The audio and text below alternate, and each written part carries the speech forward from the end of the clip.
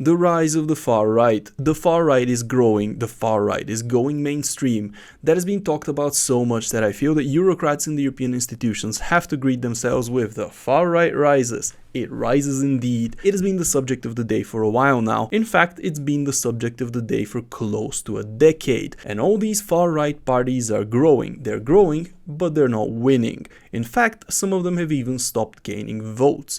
While issues such as migration, national identity, protectionism and energy policy have become so dominant that entire countries are being reshaped by the political agenda of the far right. How can a movement be winning in such a dominant fashion culturally and yet be stuck electorally? Let's look at the facts a little bit. In 2026, Vox in Spain doubled its seats in the local election in Aragon, winning 18% of the vote, becoming a threat to mainstream parties in a stunning fashion.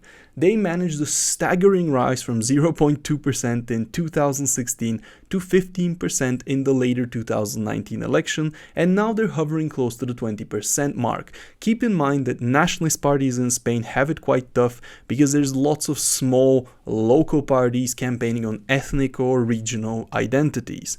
Chega in Portugal, and I have to apologize beforehand if I massacre any of these pronunciations. It's Portuguese, it's difficult to pronounce. But Chega in Portugal has become the subject of lots of debates as well.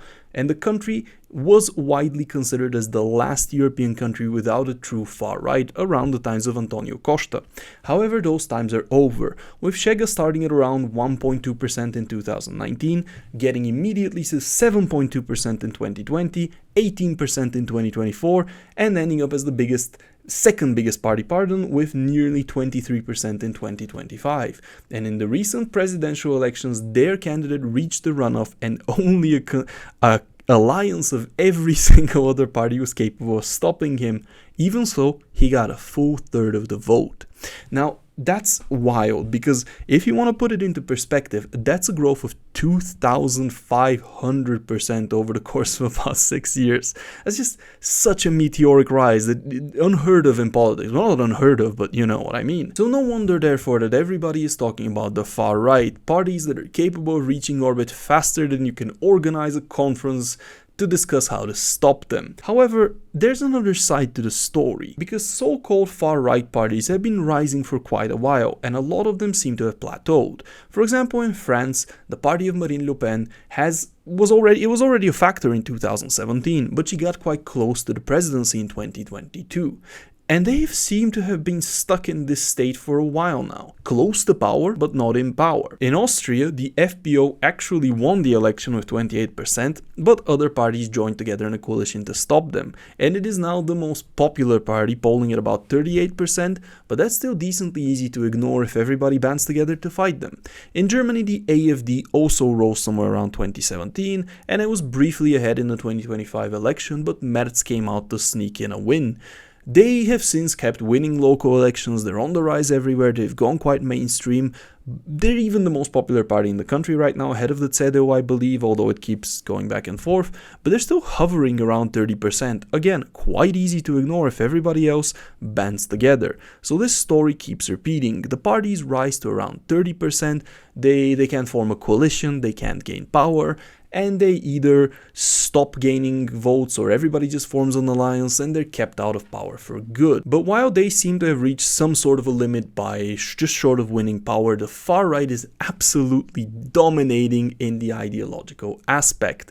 Immigration has been totally reshaped with the far right in mind. Everybody is adopting skeptical views on open borders, on mass migration. National identity is back on the agenda. Liberal parties across Europe had an almost identical Take Back the Flag campaign, where they presented waving the flag as something just generally patriotic and not something exclusive to the far right. The gender debate, it's almost completely gone, and you see left-wing parties adopting ideas that maybe we shouldn't sacrifice everything for climate and green energy. This pressure from the far right is quite clear. Citizens simply agree with these ideas about migration, climate, and national issues. If left to the far right, they will simply keep rising until they eventually win. And grand coalitions can kind of keep this at bay for a while, but they are quite unpopular, so it's a costly and temporary solution. This is where you kind of see this separation between the culture and the parties, because the culture of the far right is extremely dominant, while the parties that are representing it, they're not perfect and they're not the ultimate form, and not everybody agrees with the parties even if they follow the culture. This also explains part of the success of the far right parties, because they are not attached to personalities or brands or something like that. It is quite easy for pretty much anybody to adopt these ideas and run with it.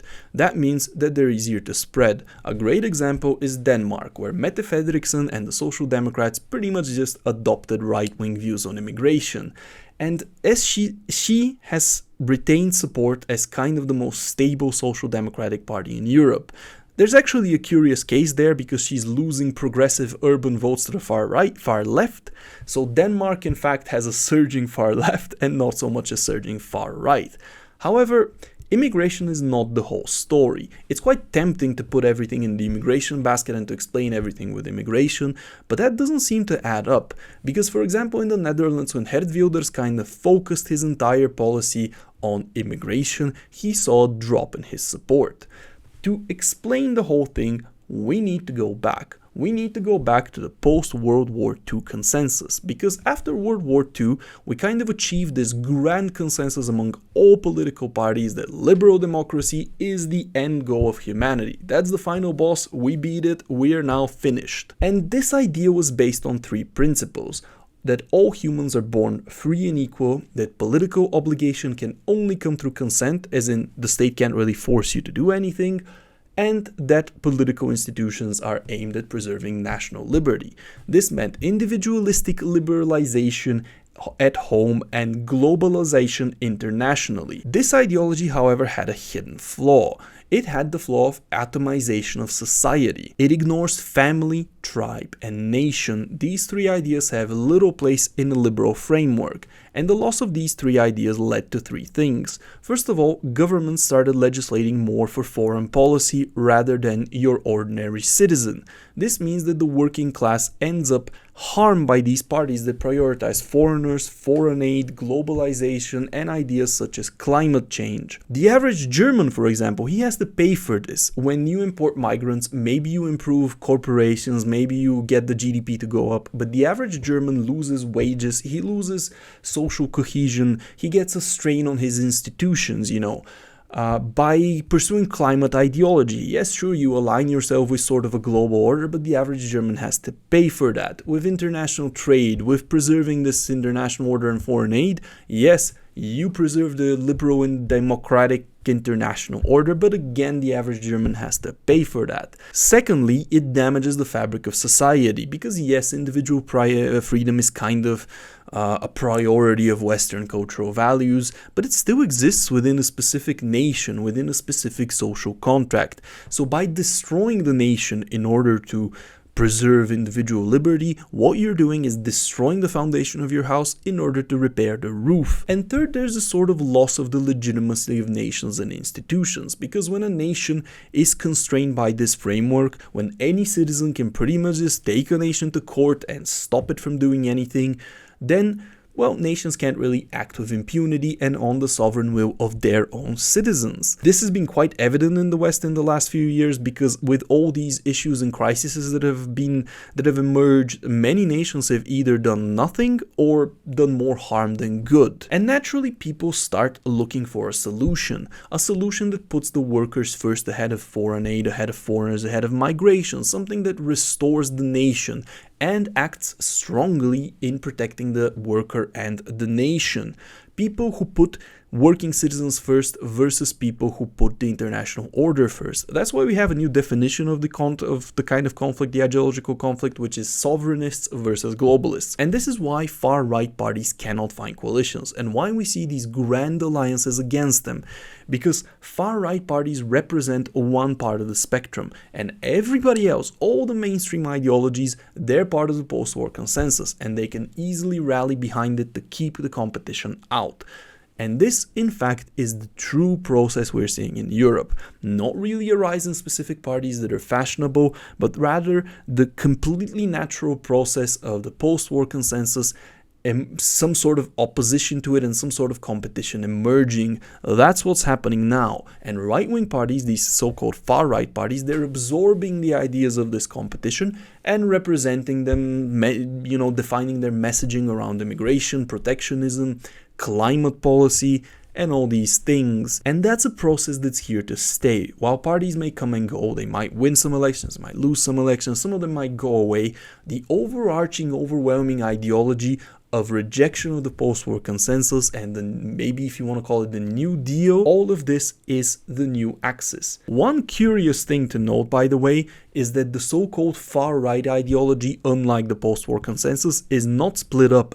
All these parties, they kind of represent a similar monolithic idea of this rejection of the post-war consensus order, whereas that post-war consensus order is split into liberals, centrists, social democrats, Greens, even conservatives. Conservatives are part of the post-war consensus. This is something that will be a very interesting process to note over time and something that is yet to happen, because far-right parties are still in opposition. They're still united. They're still fighting to gain power. But once they get into power, we will see some shit, because we will see them split into nationalists, into regionalists, probably into a race party or something like that. God knows what's going to happen. But once they're in power, once they're established, we will see that ideological split, and that will be a very interesting process to watch. As always, thank you very much for watching the video. I appreciate every like, comment and subscribe. It's a brand new channel. I aim to bring European news in a fresh perspective, perhaps a more right-wing one. God knows, maybe I'm a classical liberal. I don't even know how I'm going to be defined in the new global order, but however, I do aim to present a fresh perspective on these things, and I really, really appreciate your support. Every single thing you do on the channel is massive to any emerging YouTube channel generally, as this one. Thank you very much, and I'll see you next time. Take care.